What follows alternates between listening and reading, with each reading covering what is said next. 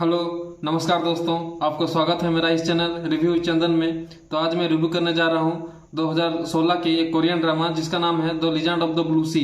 ये series originally 2016 में release हुआ है और इसे हिंदी में 2022 में रिलीज किया गया है। एक पाकिस्तानी कंपनी जिसका नाम है उर्दू फ्लिक्स, उसी ने इसको हिंदी में डब किया है। तो इस सीरीज में आपको बहुत जगह पे आपको उर्दू के वर्ड्स भी सुनने को मिलेंगे।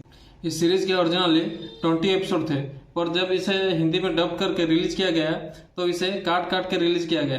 तो पता नहीं उनको क्या प्रॉब्लम था कि उन्होंने फुल एपिसोड रिलीज ना करके काट के रिलीज किया। मुझे तो लगता है वो लोग ये सोच रहे होंगे कि ये सीरीज को कैसे अनइंटरेस्टिंग बनाएं। इसका ओरिजिनली हर एक एपिसोड 1 घंटे का था, और जब इन्होंने हिंदी में रिलीज किया तो इसे 2 टुकड़ों में काट दिया और इसका हर एक एपिसोड को 30-30 मिनट करके डिवाइड कर दिया और रिलीज कर दिया हिंदी में। ये सीरीज का 2 टुकड़ों में काटने की वजह से जब भी हम कोई सीरीज देखते हैं कि कभी कोई ड्रामा देखते हैं, तब हमें जब एक एपिसोड खत्म करते हैं तो दूसरा एपिसोड देखने के लिए हमें हमेशा चुल मची रहती है। क्या बोला तूने? पर यह सीरीज में वैसा नहीं होता।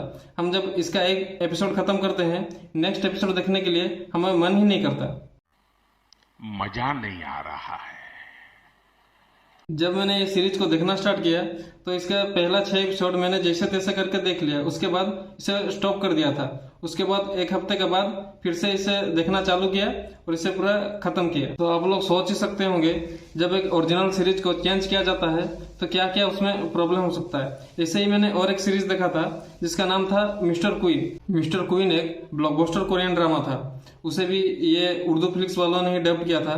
पर जब उन्होंने इसे काट पीट के उसको रिलीज किया, एक एपिसोड को 2 हिस्सों में बांट के जो रिलीज किया, उसके वजह से वो सीरीज भी देखने में कोई इंटरेस्ट नहीं रहता है। सीरीज का उन्होंने पूरा मजा ही खराब कर दिया। तो चलिए the legend of the blue sea के थोड़ा स्टोरी के बारे में भी बात कर लेते हैं। इस सीरीज की जो मेन लीड एक्टर्स हैं उनका नाम है ली मिन हो, जिन जी ह्यून। ये कहानी को 2 पीरियड में दिखाया गया है, एक तो पास्ट टाइम जब किंग का शासन चलता था, और एक प्रेजेंट टाइम। तो ये कहानी स्टार्ट होता है एक तूफान से, और उस तूफान में एक जलपरी समुद्र से जमीन पर आ जाती है, और फिर वो गांव का जो मुखिया होता है वो जलपरी को पकड़ के उसे कैद कर लेता है।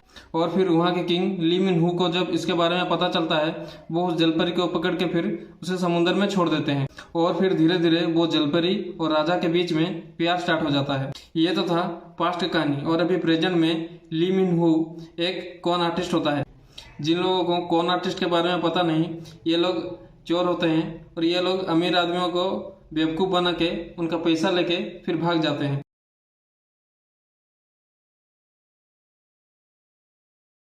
तो वो दोनों फिर प्रेजेंट टाइम में मिलते हैं। तो वो दोनों पास्ट में मिल पाते हैं कि नहीं, और प्रेजेंट में वो दोनों फिर से क्यों मिलते हैं, ये जानने के लिए आपको ये सीरीज देखना पड़ेगा। तो आपको अगर ये सीरीज देखना है हिंदी डब्ड में, तो आपको टोटल 30 मिनट के 40 एपिसोड देखने पड़ेंगे।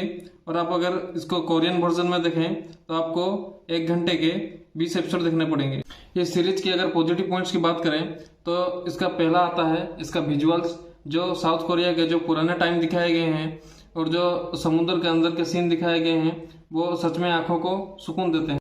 और अगर सेकंड पॉजिटिव पॉइंट की बात करें तो इस सीरीज का कॉमेडी, ये सीरीज का कॉमेडी सच में बहुत अच्छा है, मजा आता है देखने में। थर्ड है ली मिन हू को एक्टिंग, उसका एक्टिंग सच में बहुत बढ़िया है। और फोर्थ है इसका म्यूजिक, इसका म्यूजिक भी बहुत अच्छा है, वो सुनने में बहुत मजा आता है। और इसका हिंदी डब्ड, इसे मैं पॉजिटिव पॉइंट्स में रखूं कि ना रखूं वो मुझे पता नहीं चल रहा है। तो आप लोग ही डिसाइड कीजिए इसका हिंदी डब्ड को पॉजिटिव पॉइंट्स में रहना चाहिए कि नहीं। मैं इसका बस आपको डिस्क्राइब कर दे रहा हूँ। इसका हिंदी डब्ड अच्छा है, बस जब हम साउथ कोरियन कल्चर में जब बीच बीच में हम उर्दू के वर्ड सुनते हैं तो हमको सुनने में थोड़ा ओड लगता है, तो इतना मज़ा नहीं आता। तो आप लोग डिसाइड कर लीजिए इसे पॉजिटिव पॉइंट्स में रखना चाहिए कि नहीं रखना चाहिए। इस सीरीज के अगर नेगेटिव पॉइंट्स के बारे में बात करें तो पहला आता है इस सीरीज का एपिसोड का लेंथ। इसके टोटल 40 एपिसोड देखते देखते ही बीच में ही हमारा इंटरेस्ट खत्म हो जाता है और हमें बोर भी लगने लगता है। अगर इस सीरीज को बाकी जैसे कोरियन वेब सीरीज होता है 16 एपिसोड, वैसे ही कुछ अगर उसका एपिसोड रखते हैं 16 एपिसोड का, तो शायद हमको देखने में मजा आता। और सेकंड है इस वेब सीरीज का जो बीच बीच में जो कटिंग कर दिए हैं एपिसोड का, वो कटिंग की वजह से हमें ये सीरीज देखने में कोई इंटरेस्ट नहीं रहता। और थर्ड नेगेटिव पॉइंट है जो इस सीरीज की मेन एक्ट्रेस हैं जून जी हुन, उनका एक्टिंग सच में ओवर एक्टिंग लगता था। और दूसरे कुछ कैरेक्टर्स हैं उनका एक्टिंग भी ओवर एक्टिंग लगता है। एक लाइन में अगर इस सीरीज को मैं डिस्क्राइब करूं तो इट्स ए ओके सीरीज। तो ये सीरीज आपको देखना चाहिए या नहीं? आप अगर ली मिन हुन के फैन हैं, या फिर आपको अच्छे विजुअल्स देखने हैं, या फिर आपको पास बहुत टाइम है और आपके पास देखने के लिए कुछ नहीं है, तो आप ये सीरीज जरूर देख सकते हैं। अदरवाइज आप ये सीरीज अवॉइड भी कर सकते हैं। माई रेटिंग्स आर 6 आउट ऑफ 10 और ये सीरीज आप विकी ऐप पर हिंदी डब्ड में देख सकते हैं। Life lesson from this series, आपको प्यार किसी से भी हो सकता है, फर्क नहीं पड़ता कि वो इंसान है या नहीं।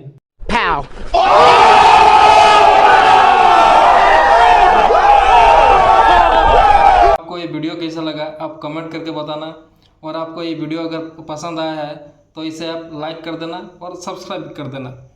आपको ये वीडियो देखने के लिए आपको मेरे दिल से धन्यवाद। मिलते हैं और एक नई वीडियो में।